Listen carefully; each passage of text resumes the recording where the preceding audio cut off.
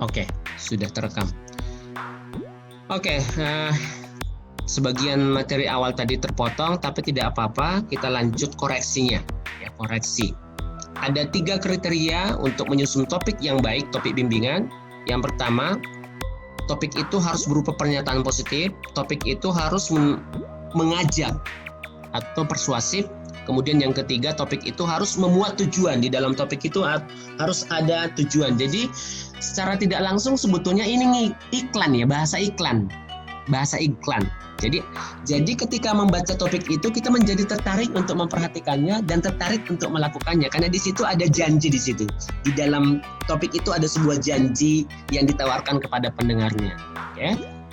Kemudian maka tadi di topiknya Carol tadi itu pernyataan positif ya, ajakan tidak tampak, tujuan juga belum tampak. Kemudian Rossi, siswa dapat mengenal macam-macam orientasi seksual dengan baik dan dapat menerimanya.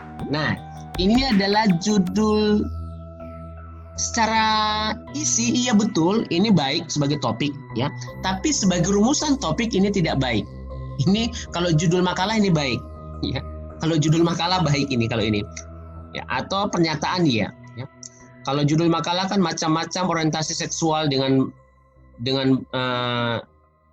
macam-macam orientasi seksual itu sebagai judul makalah. Siswa dapat mengenal yang disusun Rossi ini tujuan ini, bukan topik. Ini rumusan tujuan ini yang disusun oleh Rossi ini. Ini rumusan tujuan. Oke. Kemudian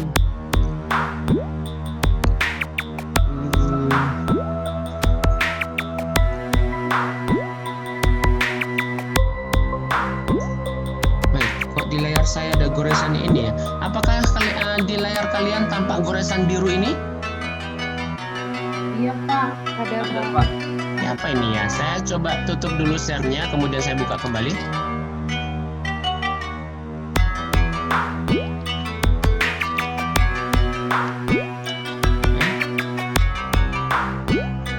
Oke, ingat ya.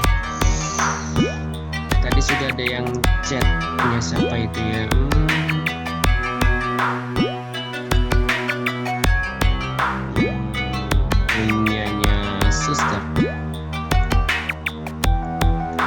Sister Ruth ya. Sister siapa?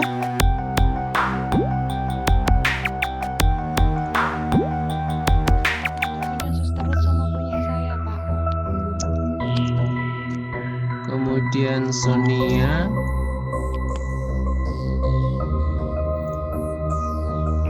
Kemudian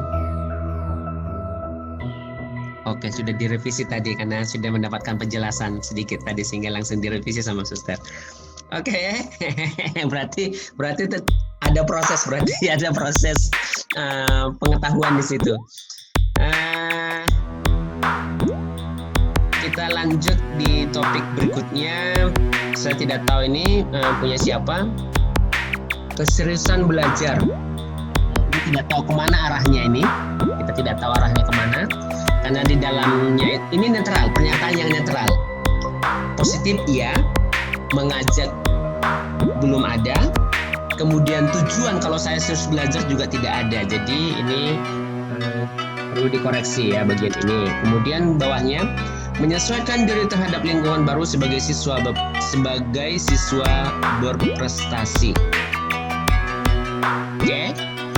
Ini kalimat topik diawali dengan kata kerja aktif. Memang tidak saya rekomendasikan karena tidak ada unsur mengajaknya. Ada tapi tidak cukup kuat.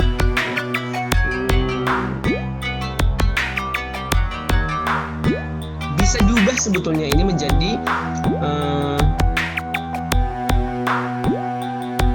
menyesuaikan diri terhadap lingkungan baru. Tidak ada ajakannya di situ ya. Kemudian siswa berprestasi, saya tidak tahu ini apakah tujuan dari penyesuaian baru atau mengatakan kalau kalian bisa menyesuaikan diri dengan lingkungan baru itu tandanya kalian itu adalah siswa yang berprestasi atau bagaimana? Jadi belum kelihatan nih, belum tampak sebagai topik yang mengajak, nuansanya positif, dan tujuannya jelas. Ya. Oke, ini juga belum. Saya tidak tahu punya siapa. Kemudian potensi diri remaja, kasusnya sama dengan yang di atas ini. Jadi tidak ada muatan ajakan dan juga tidak memuat tujuan. Berikutnya, hubungan antara struktur organ manusia, fungsi, dan pemeliharaannya. Ini judul makalah. tidak menunjukkan topik, ya. Kemudian punya Rahel, ya, menjadi mahir dalam memilih jurusan.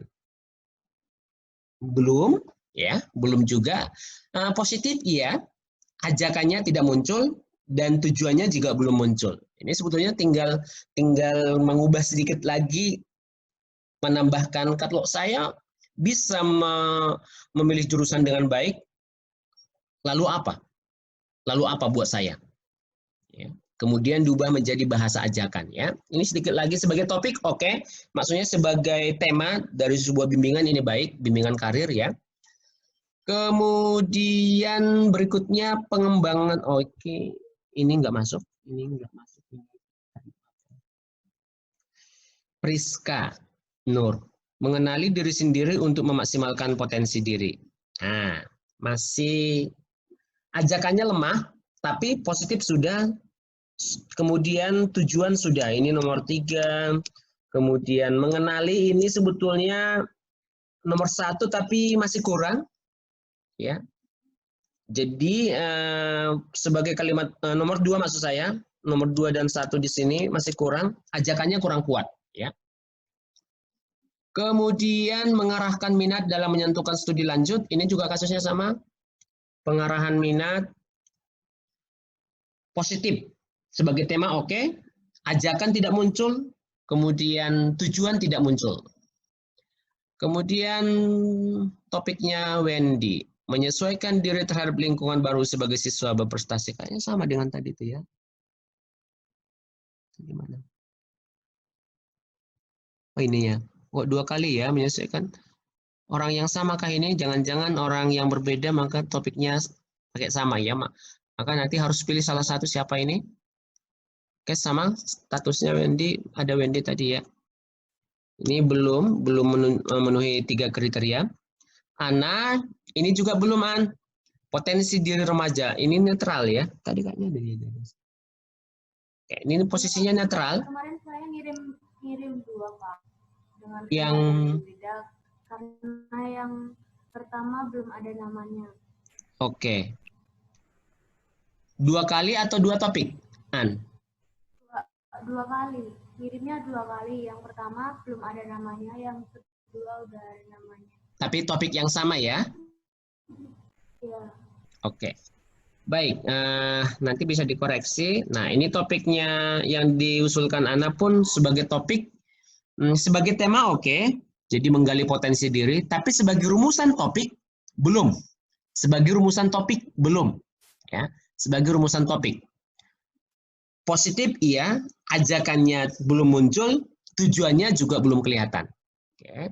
Kemudian Teresia, memahami karakter agar siswa dapat berprestasi. Oke.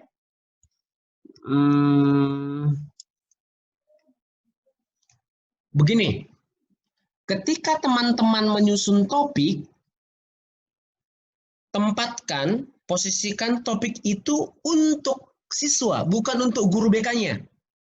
Ya, bukan untuk guru BK topik itu, tapi topik itu untuk siswa. Bayangkan yang membaca itu adalah siswa, bukan guru BK. Maka kalau memahami karakter agar siswa dapat berprestasi, ini seolah-olah untuk gurunya, bukan untuk siswanya. Kalau untuk siswa, gimana dong topik yang baik?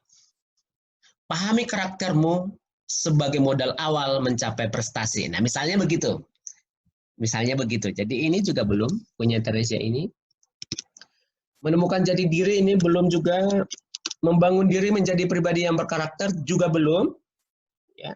Ajakannya di situ belum, tujuannya mungkin oke, tapi ajakannya belum. Ya. Bernadette Anggita, membangun diri menjadi pribadi yang berkarakter. Oke, ini sama ya. Berarti ini sama, saya hapus 1. Kemudian Elizabeth Wahyu, hobimu peluangmu untuk sukses. Nah, ini bagus. Ini contoh yang bagus. hobimu, peluangmu untuk sukses. Ya. Ada nuansa positif, ada ajakan di situ kuat, dan juga ada tujuan. Tujuannya adalah menjadi pribadi yang sukses. Ajakannya itu kenali hobimu, sebetulnya ada tersimpan di dalamnya. Jadi kenali dan kembangkan hobimu, tersimpan di dalamnya, kalimatnya positif. Hobimu, peluangmu untuk sukses. Atau kalau ditambahkan di sini, hobimu adalah peluangmu untuk sukses. Ini sudah. Kemudian suster tadi itu sudah dikoreksi menggunakan media sosial secara baik dan benar ya di sini tadi. Oke. Ini saya hapus. Suster Siska, jangan takut, percaya diri itu kemampuan untuk berkembang.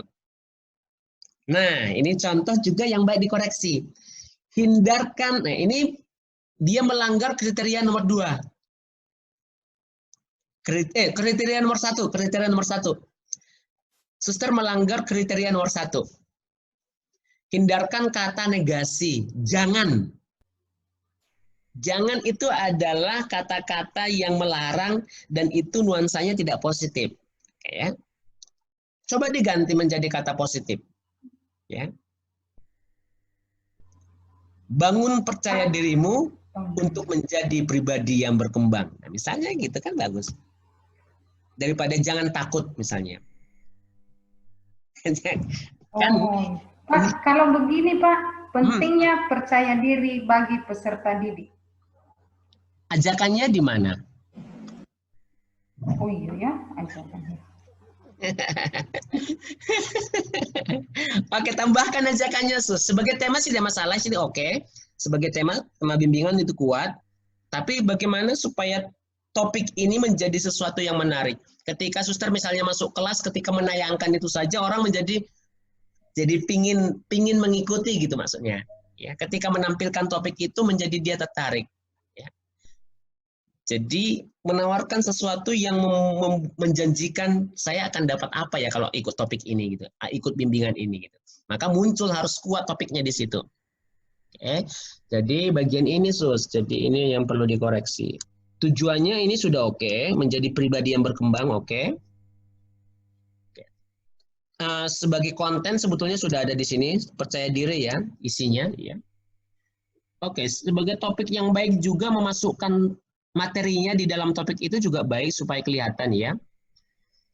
Oke, Sonia, meningkatkan rasa percaya diri kunci kesuksesan. Oke, positif iya, tujuan oke, tapi unsur ajakannya belum cukup kuat. Oke. Sudah memenuhi 2, yang kriteria nomor 2 masih setengah, belum full mengajak ya. Kalau diganti tingkatkan rasa percaya diri kunci Ya, kesuksesan bisa, gitu. bisa. Atau itu pun baik. Kalau misalnya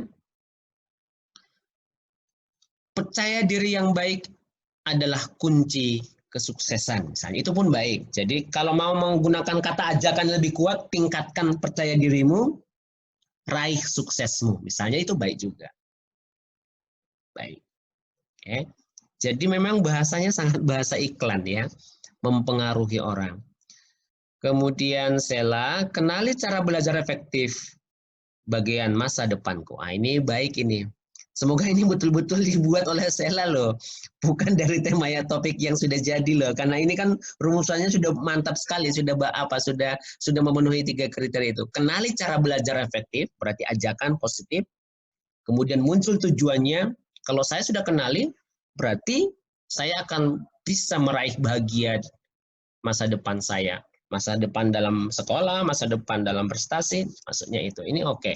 Sela ya. Iya Pak, makasih. Tapi begini teman-teman, apakah kalian kemarin menyusun topik ini sesuai dengan silabus yang disusun kemarin soal standar kompetensi dasar? Atau menyimpang? Iya, Jadi kalau menyimpang Sesuai. sesuai ya, berarti kalau sesuai oke. Iya. Karena nanti kita akan membuat sebuah lembar kerja bersama, di dalamnya itu ada masalah, ada rumusan tujuan, ada rumusan topik ya. Sehingga nanti ketika menyusun dalam sebuah RPL, tinggal copy paste, masukkan standar kompetensinya apa, kompetensi dasarnya apa, kemudian materinya apa, kemudian topiknya apa. Ya. Topik diberikan di belakang karena sudah tersusun standar kompetensi, kompetensi dasar, indikator, materi, kemudian dari semua ini saya buat bungkusnya. Bungkusnya itu harus menarik, covernya itu harus menarik, itu yang disebut dengan topik. Ya. Maka logika menyusunnya begitu. Ada juga yang melakukan logika kerjanya, susun dulu topiknya, kemudian turun standar kompetensi, kompetensi dasar, standar kompetensi, indikator, materi. Ada juga yang begitu. Tapi yang kita lakukan di kelas ini, susun standar kompetensi, kompetensi dasar, kemudian standar kompetensi, indikator, materi. Kalau semua sudah oke, lalu kalau saya bungkus menjadi sebuah kemasan yang menarik, itulah yang menjadi topik. Oke, saya lah. Kemudian seterusnya, cerdas dalam menggunakan medsos. Cerdas dalam menggunakan medsos supaya lebih percaya diri.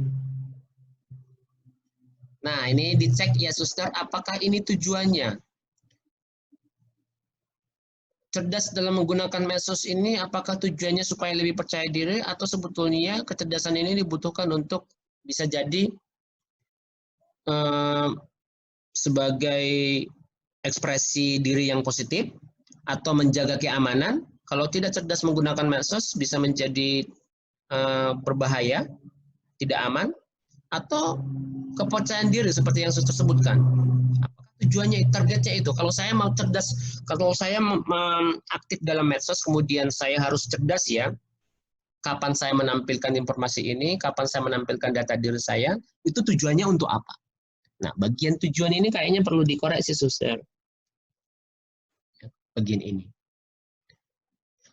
Oke, waktu kita ada 5 menit. Kalau ada pertanyaan, boleh diajukan. Mumpung kelasnya kecil. Jadi pertanyaannya boleh. Kalau buahnya minta ampun. Saya mau bertanya. Oke, siapakah? Oke. Saya. Nah, silakan. Nanti kan bakal ngerjain lembar tugas yang tadi Bapak ceritakan. Terus pakai RPL itu yang kita buat 2 minggu lalu yang share di WA. Apa boleh ganti? Boleh, pada prinsipnya boleh, tapi kan akhirnya bekerja mulai dari awal, susun lagi dari standar kompetensi, kompetensi dasar, indikator, itu mau tidak mau kan mesti koreksi lagi dari awal. Tidak masalah, hanya nanti mengulang kembali, kemudian harus koreksi. Tidak boleh ujuk-ujuk jadi, ini Pak saya sudah punya RPL, tidak boleh begitu. Saya harus memastikan teman-teman mulai berproses bagaimana menyusun standar kompetensi, bagaimana menyusun kompetensi dasar, dari kompetensi dasar turun indikator, dari indikator turun materi, kemudian membuat topik. Saya mesti memastikan teman melalui proses itu. Tapi kalau tiba-tiba ujuk-ujuk, kumpul tugas RPL saya jadi Pak, ini saya tidak terima, karena artinya saya tidak mengetahui proses itu. Proses RPL itu seperti apa saya tidak tahu. Maka boleh, tapi selalu konsultasikan dengan saya perubahannya. Pak, saya ganti topik, saya ganti RPL seperti ini. Kirimkan nggak apa-apa. Japri boleh. Boleh. Gitu ya, boleh. Pada prinsipnya boleh. Pada prinsipnya boleh. Boleh. Oke, ada yang lain? Ada pertanyaan lain?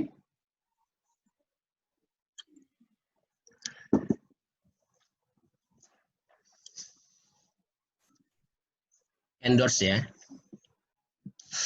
Nanti topik yang perbaikan tadi kami kirim di grup WA atau pribadi aja? Yang topik-topik yang baru? Iya. Supaya nanti mudah merekapnya, saya akan kirimkan lagi Google Form ya, supaya saya tidak ketik satu-satu ya. Jadi saya tetap buatkan Google Form seperti ini, sehingga nanti saya tinggal download, tinggal tata ulang ya. Saya tidak mengetik ulang, suster. Saya akan kirimkan Google Form yang baru sebagai revisi topik yang kedua, revisi kedua topik, penyusunan topik ya. Revisi kedua penyusunan topik ya. Oke, ada Pak, lagi? terima kasih. Yesus. Oke, kalau tidak ada, selamat melanjutkan. Oh iya. Saya mesti menginformasikan bagi teman-teman yang hadir dalam kelas ini, bisa mendapatkan informasi pertama, tentu teman-teman yang lain nanti setelah mendapatkan video ini. Di minggu kedua Mei, teman-teman semuanya, jangan lupa ada USIP 2. USIP 2. Ya, USIP 2. Saya masih menyisakan satu materi lagi di penyusunan RPL, yaitu bagaimana cara memilih metode. Ya, metode. Kalau topiknya seperti ini, lalu metodenya apa dong yang pas? Gitu. Nanti masih sisa satu ini, maka 2 minggu ke depan sambil proses RPL itu jalan, saya akan memberikan topik ini. Karena topik terakhir di USIP 2 itu adalah metode. Metode bimbingan. USIP-nya langsung. USIP-nya wawancara langsung. Saya maka akan undang dalam video call WA. Dan saya siapkan kisi-kisi sekitar 20 pertanyaan saya bagikan ke teman-teman. 20 pertanyaan, 20 kisi-kisi saya kirimkan ke teman-teman. Kemudian dari situ nanti akan saya ajukan pertanyaan. Satu orang satu pertanyaan. Tapi saya tidak tahu pertanyaan yang mana yang saya pilih untuk saya ajukan kepada teman-teman. Jadi nanti menggunakan tes langsung, lisan langsung menggunakan video call. Ya, menggunakan video call. Kita nanti akan pilih satu waktu panjang begitu. Semoga menggunakan jadwal kuliah juga tidak apa-apa. Kalau nanti tidak cukup, ya kita cari yang lain. Perhitungan saya satu orang sekitar 5 menit. Satu orang 5 menit, berarti ada 40, berarti 200 menit, berarti tidak cukup. Tidak cukup. Maka nanti akan saya mohon izin menambahkan waktunya supaya semua tercover. Kemudian UAS-nya, sebagai informasi, UAS itu saya ganti menjadi hanya tugas ini saja. Jadi RPL jadi lengkap. RPL-nya lengkap, materinya ada, metodenya ada. Jadi memang pekerjaan RPL ini baru setengah jalan kita lakukan. Baru setengah jalan ya. Masih panjang ya. Nanti tidak ada UAS tes, tapi pengganti UAS adalah menyusun RPL dengan lampiran lengkap. Oke. Begitu informasinya untuk teman-teman semua. Ingatkan saya untuk USIP ya, 2 minggu akan datang, berarti di tanggal besok Senin tanggal 4, berarti di tanggal 11 atau 18 ya, sekitaran itu. Kalau misalnya kayaknya supaya lebih aman 18 deh. 18 Mei. Supaya UAS tidak ada lagi. Ternyata berat juga kalau kerja dari rumah itu online itu, aduh. Mendingan kalau ke kampus deh pokoknya. Pak, selamat. Kita juga pusing Pak di sini Pak. Mantap. 2 kali double pokoknya pekerjaan kalau di rumah itu.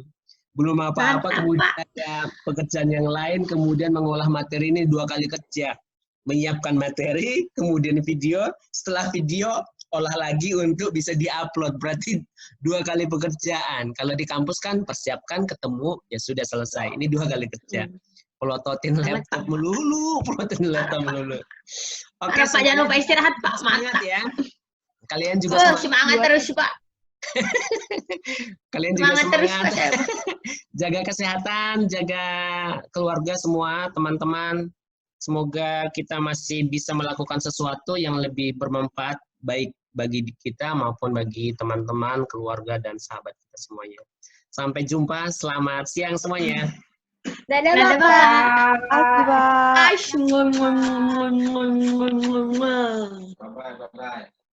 Bye-bye. Oke. Dadah Bapak. Halo, bye-bye. Dadah semuanya.